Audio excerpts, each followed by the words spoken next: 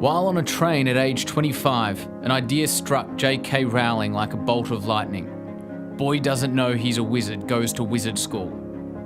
Not having a pen on her at the time, Rowling sat on the train as the ideas came flooding in. That night she began writing her first book, Harry Potter and the Philosopher's Stone. She didn't know it at the time, but years later those very words would spark the imagination of millions of children worldwide. Shortly after she began writing, however, her mother passed away. Regrettably, Rowling had never shared with her mother the wonders of Harry Potter. The years after her mother's passing were hard for Rowling.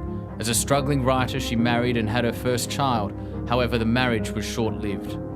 Reflecting on this period, Rowling says, "I had failed on an epic scale."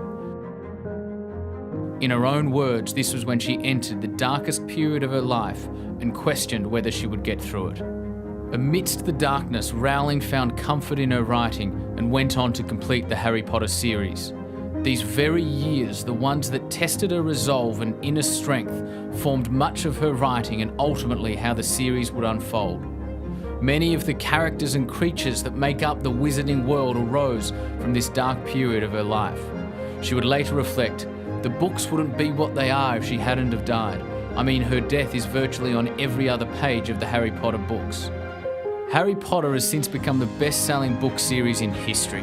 The books have sold over 400 million copies, and the movie series has grossed $5.3 billion in total. Rowling is now credited with doing more for childhood literacy than any other person in history. She now views her dark period as providing the very direction she needed to focus on the only work that mattered to her, being a mother and telling great stories.